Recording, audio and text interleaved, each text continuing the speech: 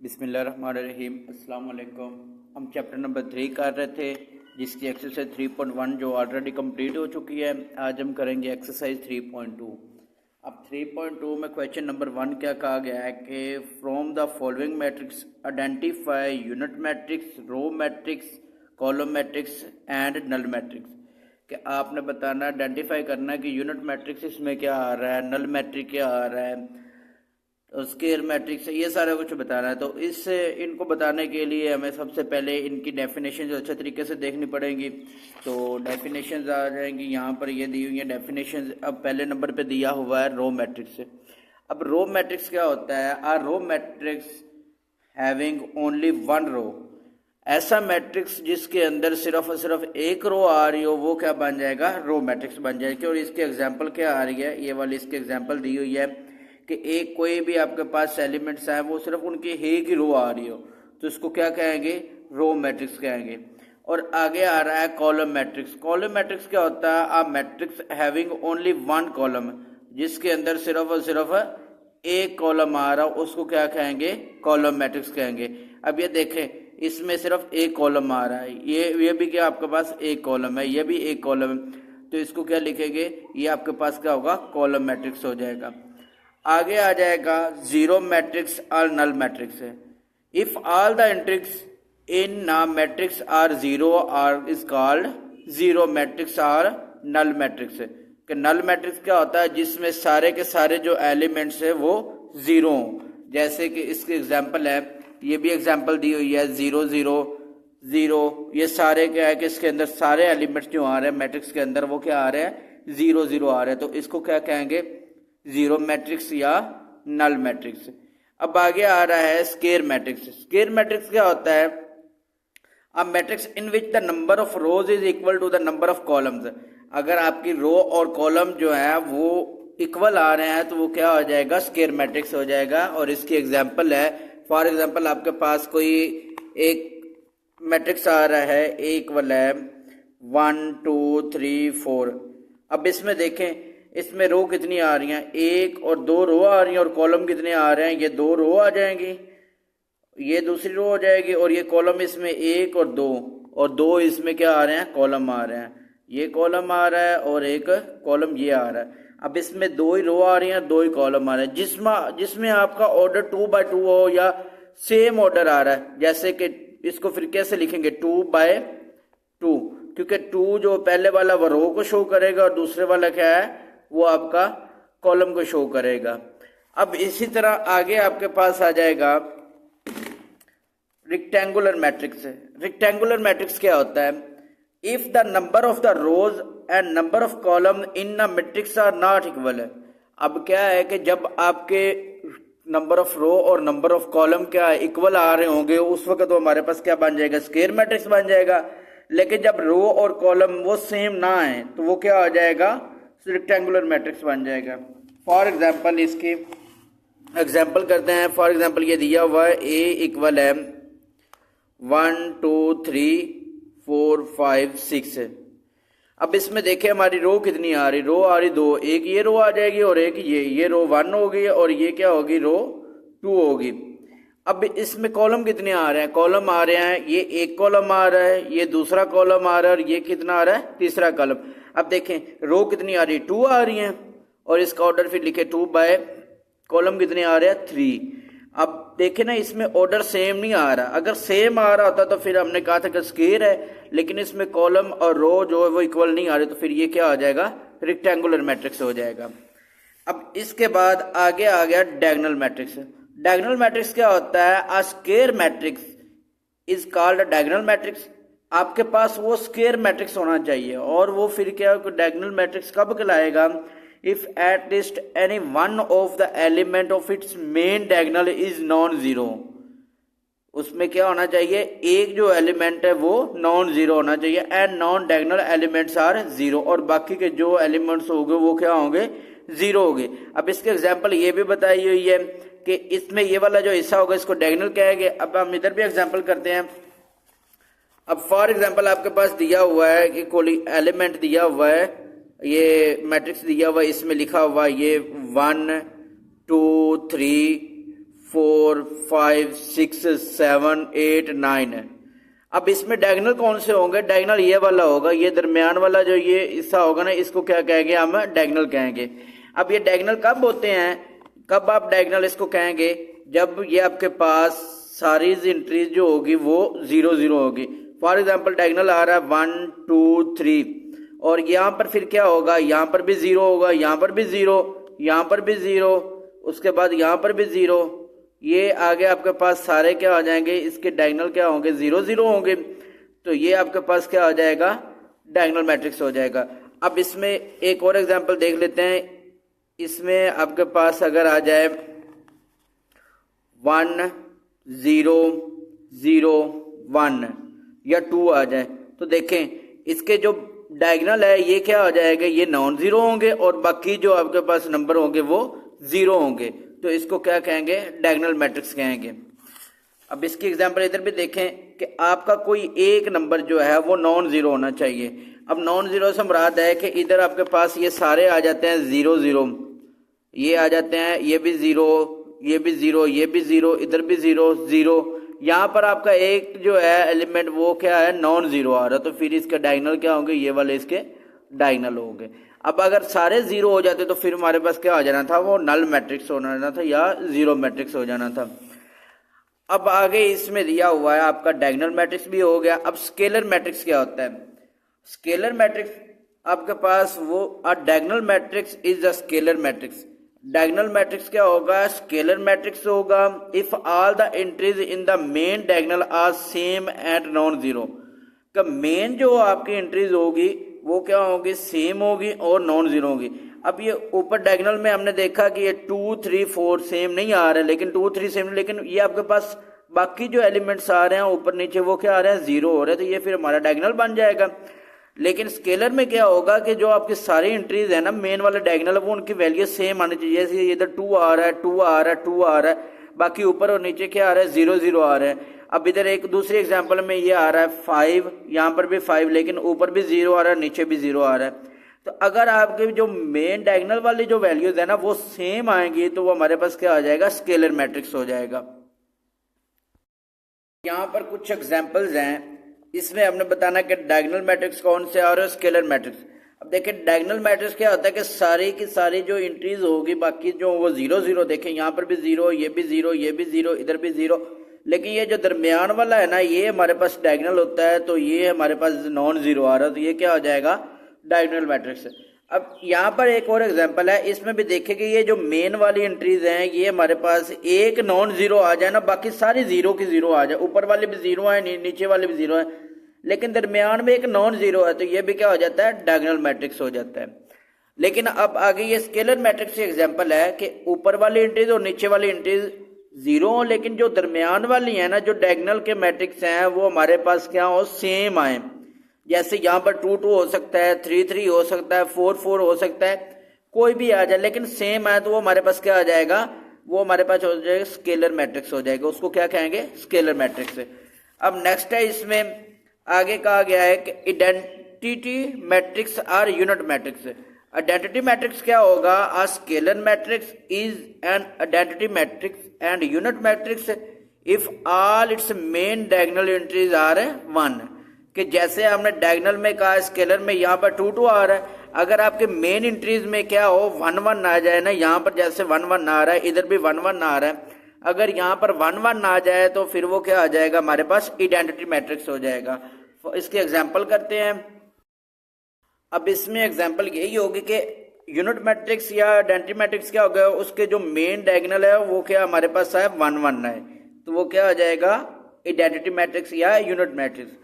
अगर वो हमारे पास ये 1 के अलावा 2 2 3 3 सेम आ जाए तो वो हमारे पास क्या होता है? फिर स्केलर मैट्रिक्स।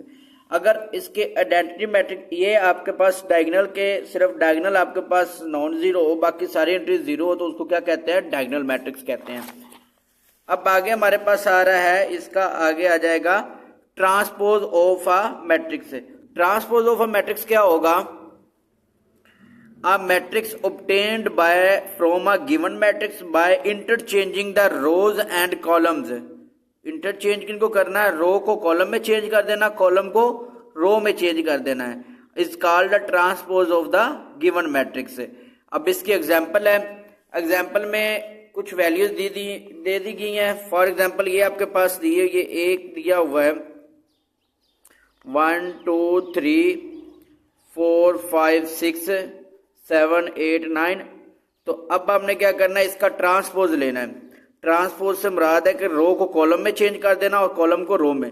अब ये रो है तो इसको क्या करेंगे, कॉलम में चेंज कर देंगे। ये 1 2 3 है ना, रो आ रही है तो 1 2 3।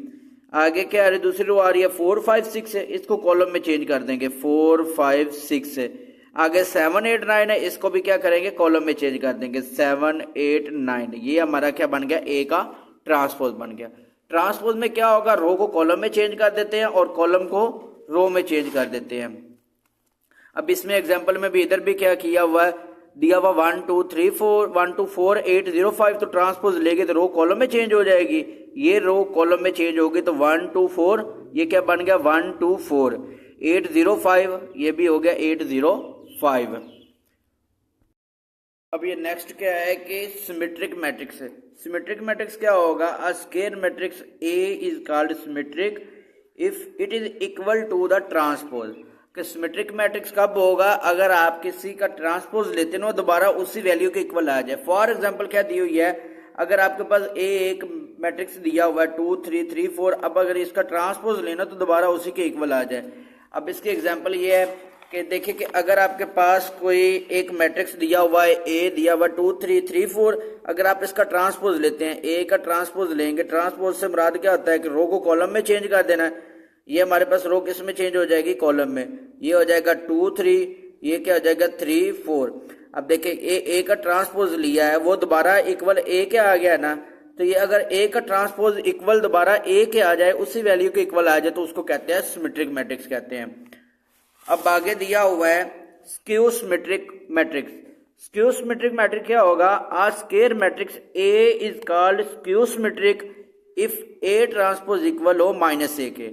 अगर आप किसी रकम का उस मैट्रिक का ट्रांसपोज लेते हैं ना, वो दोबारा इक्वल आ जाता है माइनस के, तो वो हमारे पास क्या हो जाएगा, स्क्यू सिमेट्रिक हो जाएगा। इसके एग्जांपल दी हुई है b इक्वल है 0 -5 5 0। देन अगर आप इसका b का ट्रांसपोज लें तो हमारे पास क्या हो जाएगा, इसकी रो को कॉलम में चेंज कर देंगे 0 -5 5 0। वो फिर हमारे पास इसमें माइनस आ रहा तो ये क्या आ जाएगा, इक्वल होगा माइनस b के। तो आगे हमारे पास आ रहा है negative of a matrix. Negative of a matrix क्या होगा कि आपने माइनस से अंदर मल्टीप्लाई कर देना। The negative of a matrix A is obtained by multiplying each of its elements bye -1। It is denoted by -a। For example ये हमारे पास एक मैट्रिक्स दिया हुआ 1 -2 3 4।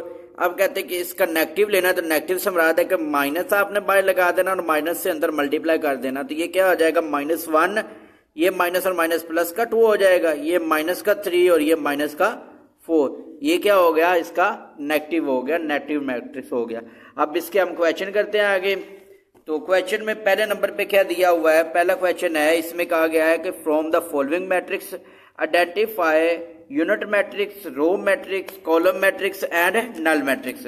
तो अब हमने जो डेफिनेशंस की हैं वहां से आइडिया हो गया है कि हमने इनमें से कॉलम मैट्रिक्स कौन सा होगा जिसमें एक कॉलम आ रहा हो, रो मैट्रिक्स क्या होगा जिसमें एक रो आ रही है, आइडेंटिटी मैट्रिक्स क्या होगा जिसमें डायगोनल के 1 1 आ रहे होंगे, नल मैट्रिक्स क्या होगा जिसमें सारे जो एलिमेंट्स है वो 0 0 आ रहे होंगे।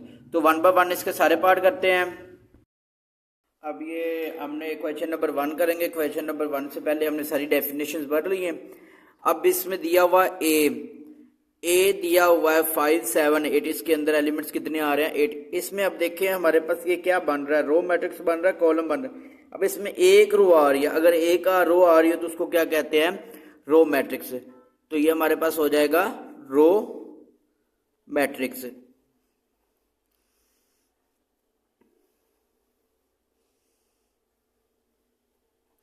अब आगे हमारे पास आ गया सेकंड वाले में दिया हुआ है सिर्फ एक 0 आ रहा है।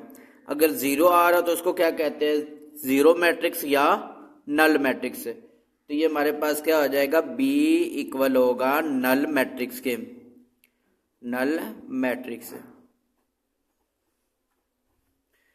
और आगे हमारे पास आ रहा है कि अगर हमारे पास ये डायगोनल जो मेन डायगोनल होते हैं वो 1 1 हो और बाकी जो वैल्यूज एलिमेंट्स है वो 0 0 है, तो उनको क्या कहते हैं, यूनिट मैट्रिक्स। तो ये हमारे पास हो जाएगा यूनिट मैट्रिक्स, सी इक्वल होगा यूनिट मैट्रिक्स के। अब आगे डी वाला है, डी वाले में क्या आ रहा है कि ऑल एलिमेंट्स जो है अगर 0 आ जाए तो हमारे पास होता है नल मैट्रिक्स। अगर सारे के सारे एलिमेंट्स क्या हो वो 0 आ जाए तो वो क्या होता है, नल मैट्रिक्स। तो डी किसके इक्वल हो जाएगा, डी होगा नल मैट्रिक्स के, नल मैट्रिक्स। अब आगे हमारे पास ई वाला पार्ट है, ई वाले में क्या आ रहा है, अब ए वाले में देखें, ए वाले में सिर्फ एक रो आ रही थी तो ये क्या हो गया, रो मैट्रिक्स हो गया। और यहाँ पर ई वाले में सिर्फ और सिर्फ एक कॉलम आ रहा है तो फिर ये क्या हो जाएगा, कॉलम मैट्रिक्स हो जाएगा। इसको क्या कहेंगे, कॉलम मैट्रिक्स, क्योंकि एक कॉलम आ रहा है।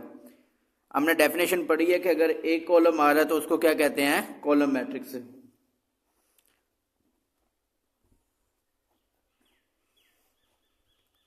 अब नेक्स्ट है हमारे पास इसका एफ वाला पार्ट। इसमें भी देखें कि हमारे पास सिर्फ क्या आ रहा है, सिर्फ एक कॉलम आ रहा है तो ये भी क्या आ जाएगा, कॉलम मैट्रिक्स। एफ होगा कॉलम मैट्रिक्स, मैट्रिक्स। अब आगे इसका क्वेश्चन नंबर 2 है। क्वेश्चन नंबर 2 में क्या कहा गया कि identify the type of the given matrix as row, column, square and rectangular matrix. अब वही मेन जो डेफिनेशंस हमने पढ़ी हैं उन डेफिनेशंस अगर हो जाती हैं तो ये सारी एक्सरसाइज आसानी से हो जाएगी। तो सारा कुछ वही हम बता रहे हैं। अब इसमें हमने बताना है, इसमें भी बताना है हमने कि इसमें ये कौन सा है। अगर एक कॉलम आ रहा है तो फिर ये क्या हो जाएगा, कॉलम मैट्रिक्स। तो ये हमारे पास क्या हो जाएगा, कॉलम मैट्रिक्स, कॉलम मैट्रिक्स। अच्छा जी, अब आगे हमारे पास आ रहा है सेकंड वाला। इसमें ये हमारे पास अगर रो, इसमें देखें रो कितनी आ रही है, 2 रो आ रही हैं, एक रो ये और एक रो ये। और कॉलम इसमें कितने आ रहा है, वो भी एक और एक 2, 2 ही रो आ रही हैं और 2 ही कॉलम आ रही हैं। अगर रो और कॉलम सेम हो तो उसको क्या कहते हैं, उसे कहते हैं स्क्वायर मैट्रिक्स। तो बी इक्वल होगा स्क्वायर मैट्रिक्स। अब आगे सी वाला है। अगर हमारे पास अब पहले नंबर पे देखेंगे कि इसमें रो कितनी आ रही हैं और एलिमेंट्स कितने आ रहे हैं। अब रो देखें, 1 2 रो आ रही हैं और कॉलम कितने आ रहे हैं, 1 2 3। अगर रो और कॉलम देखें, रो इसमें 2 आ रही हैं और कॉलम इसमें कितने आ रहे हैं, 1 कॉलम 2 3, 3 कॉलम। अगर रो और कॉलम सेम ना है तो उसको कहते हैं रेक्टेंगुलर मैट्रिक्स। उसको क्या कहेंगे, रेक्टेंगुलर मैट्रिक्स, रेक्टेंगुलर मैट्रिक्स। अब नेक्स्ट है, नेक्स्ट हमारे पास दिया हुआ है डी वाला पार्ट। डी वाले पार्ट में क्या दिया हुआ है कि ये हम इसमें भी आइडेंटिफाई करेंगे कि हमारे पास ये क्या आ रहा है, रो मैट्रिक्स आ रही है, स्क्वायर मैट्रिक्स आ रहा है, कॉलम मैट्रिक्स जो भी आ रहा है। अब इसमें हमारे पास क्या आ रहा है, रो इसमें कितनी आ रही हैं, 2 रो आ रही हैं और कॉलम इसमें कितने आ रहे हैं, 2 ही कॉलम आ रहे हैं। अगर रो और कॉलम सेम हो तो उसे क्या कहते हैं, स्क्वायर मैट्रिक्स। ये क्या होगा, स्क्वायर मैट्रिक्स। अब नेक्स्ट ई वाला है। इसमें भी हमने देखना है कि हमारे पास रो और कॉलम सेम आ रहे हैं। रो देखें, 1 2 3 रो और कॉलम कितने आ रहे हैं, 1 2। अगर रो और कॉलम सेम ना आ रहे तो उसको क्या कहते हैं, रेक्टेंगुलर मैट्रिक्स। ये हो जाएगा रेक्टेंगुलर, रेक्टेंगुलर मैट्रिक्स। अब नेक्स्ट है हमारे पास, इसमें सिर्फ और सिर्फ एक रो आ रही है। अगर एक रो आ रही है तो उसको क्या कहते हैं, रो मैट्रिक्स। ये हो जाएगा रो मैट्रिक्स। अब आगे हमारे पास आएगा जी वाला। जी वाले में क्या दिया, इसमें देखें कि हमारे पास रो कितनी आ रही है, कॉलम कितने आ रहे हैं, 1 2 3 रो आ रही हैं, 1 2 3। अगर रो और कॉलम सेम आ रहे हो तो ये हमारे पास क्या बन जाता है, स्क्वायर मैट्रिक्स। इसको कहेंगे स्क्वायर मैट्रिक्स। अब नेक्स्ट है एच वाला। एच वाले में हमने देखना है कि रो और कॉलम सेम आ रहे हैं कि नहीं। अगर सेम आ रहे हैं तो फिर हमारे पास स्क्वायर मैट्रिक्स हो जाएगा, अगर सेम नहीं आ रहे तो फिर क्या हो जाएगा, रेक्टेंगुलर मैट्रिक्स। अब इसमें देखें रो कितनी आ रही हैं, 1 2 3 रो आ रही हैं, कॉलम कितने आ रहे हैं, 1 और 2 कॉलम आ रहे हैं। रो और कॉलम सेम नहीं आ रहे तो ये हमारे पास क्या हो जाएगा फिर, रेक्टेंगुलर मैट्रिक्स। इसको कहेंगे रेक्टेंगुलर मैट्रिक्स।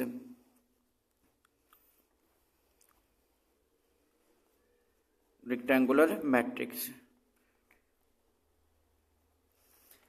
अब ये सेकंड क्वेश्चन भी हो गया। अब थर्ड क्वेश्चन है। थर्ड क्वेश्चन में भी क्या कहा गया है कि identify diagonal, scalar and unit matrix. आपने क्या बताना है, डायगोनल स्केलर बताने हैं, डायगोनल बताने हैं, स्केलर बताने हैं और क्या बताना है, यूनिट मैट्रिक्स बताने हैं। अब ये जो हमारे पास यूनिट मैट्रिक्स क्या होता है कि उसके बाकी जो एंट्रीज होती हैं वो सारी 0 0 होती हैं, और जो डायगोनल मेन वाले ये जो इनको डायगोनल कहते हैं, ये जो डायगोनल होते हैं वो क्या हो, 1 1 हो। अब देखिए ये 1 1 आ रहे हैं और बाकी वैल्यूज क्या आ रही है, एलिमेंट्स आ रहे हैं 0 0 आ रहे हैं, तो ये हमारे पास फिर क्या बन जाएगा, इसे कहेंगे यूनिट मैट्रिक्स। यूनिट मैट्रिक्स, ये हमारे पास यूनिट मैट्रिक्स होगा। अब इसमें आगे देखें कि अभी हमने पीछे किया है कि अगर आपके ये बाकी तो 0 0 आ रहे हैं, लेकिन ये जो डायगोनल है वो क्या आ रहा है, सेम आ रहे हैं। अगर 1 के अलावा ये अगर सेम आ रहे हैं तो इनको क्या कहेंगे, scalar matrix. Scalar matrix, scalar matrix. अब नेक्स्ट है हमारे पास, अगर सारे एंट्रीज 0 0 हो लेकिन 1 जो एलिमेंट हो डायगोनल वाला वो क्या हो कि नॉन जीरो, तो उनको क्या कहते हैं, उनको कहेंगे डायगोनल मैट्रिक्स है। डायगोनल मैट्रिक्स, क्योंकि सारी एंट्रीज 0 0 हो जाए लेकिन एक जो एलिमेंट है वो नॉन जीरो, तो उनको कहते हैं डायगोनल मैट्रिक्स। अब आगे दिया हुआ है कि इसमें भी देखें कि ये हमारे पास बाकी एंट्रीज 0 0 आ रही हैं, लेकिन ये जो मेन वाली हैं वो क्या होगी, नॉन जीरो। अगर नॉन जीरो तो ये भी क्या हो जाएगा, डायगोनल मैट्रिक्स।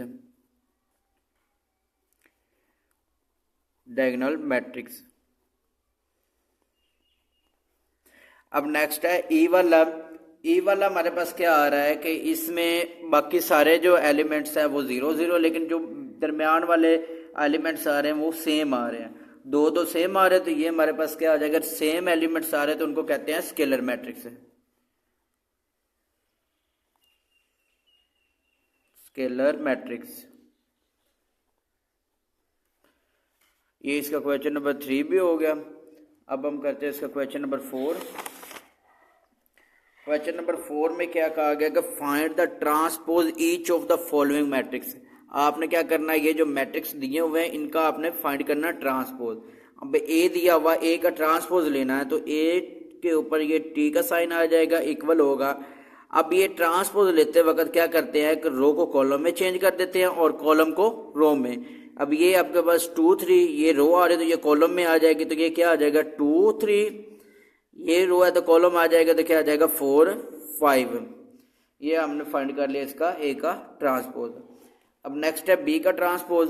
बी में क्या दिया हुआ है कि ए की कॉलम दिया हुआ है, तो क्या करेंगे, इसका ट्रांसपोज लेना है तो बी ट्रांसपोज इक्वल होगा।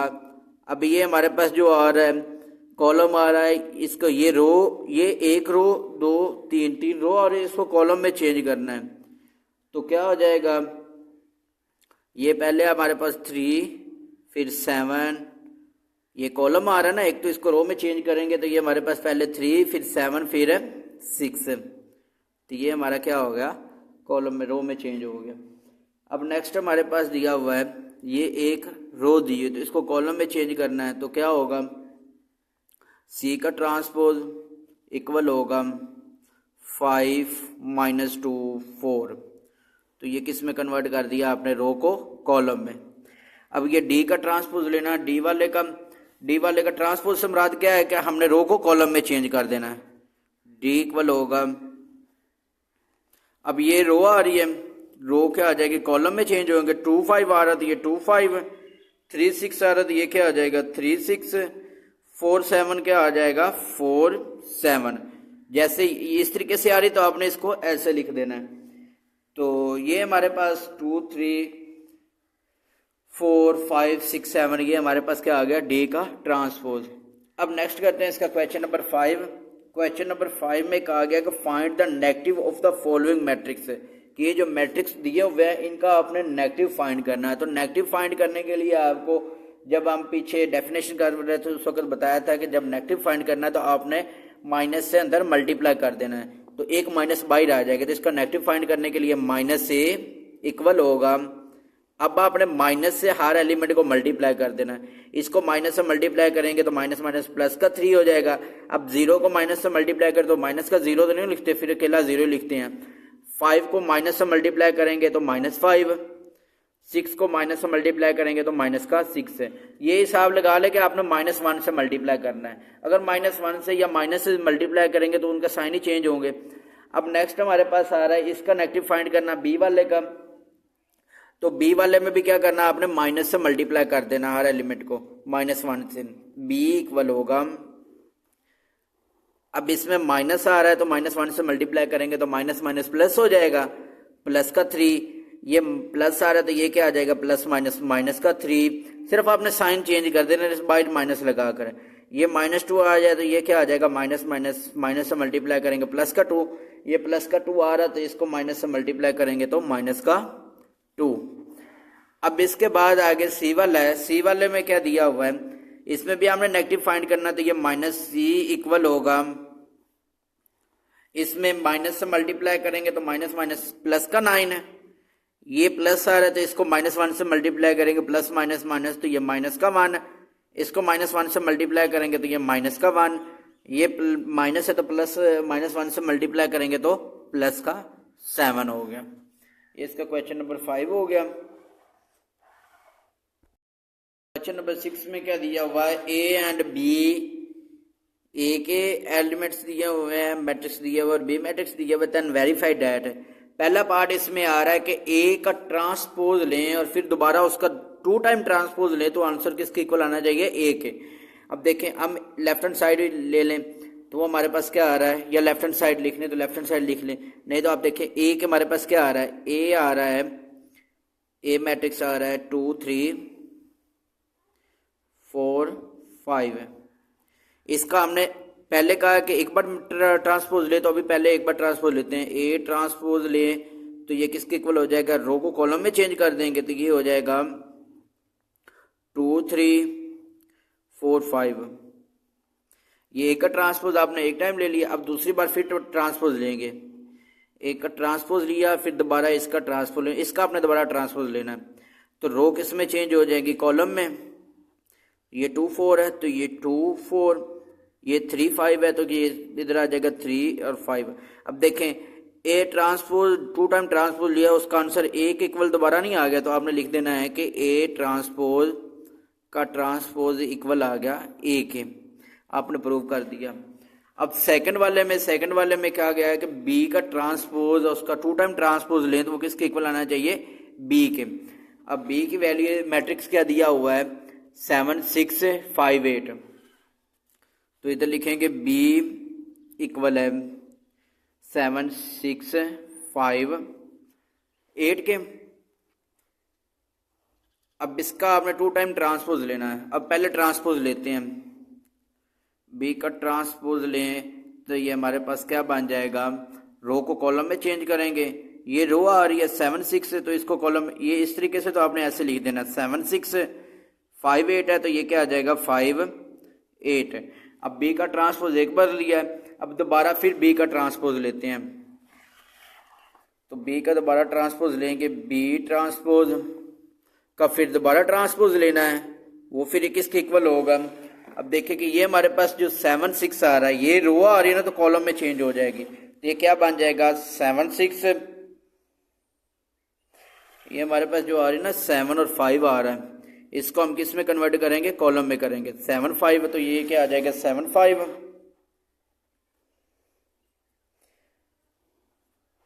और ये 6 8 है तो इसको भी कॉलम में चेंज करेंगे रो को, तो ये क्या आ जाएगा 6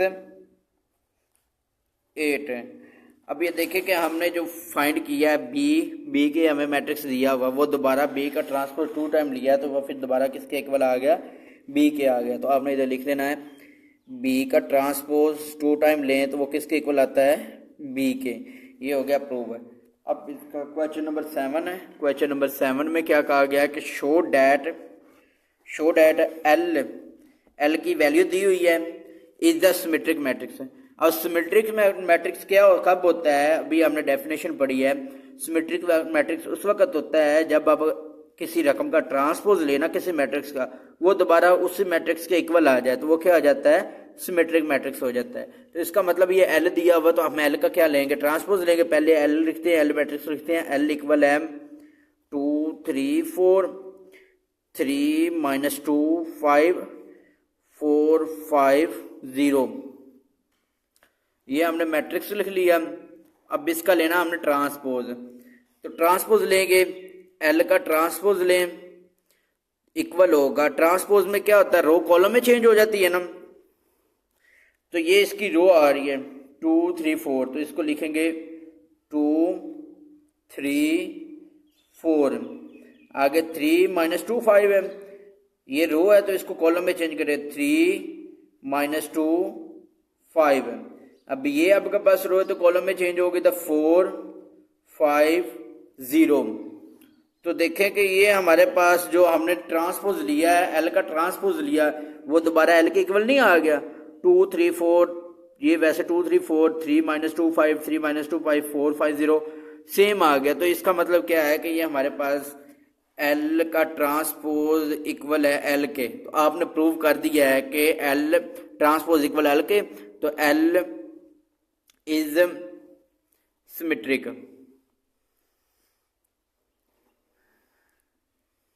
सिमेट्रिक मैट्रिक्स।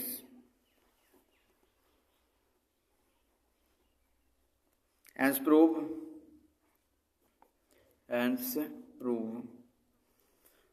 कि L is a symmetric matrix. ये हमारी एक्सरसाइज 3.2 कंप्लीट होगी। अब इंशाल्लाह नेक्स्ट लेक्चर में हम एक्सरसाइज 3.3 करेंगे।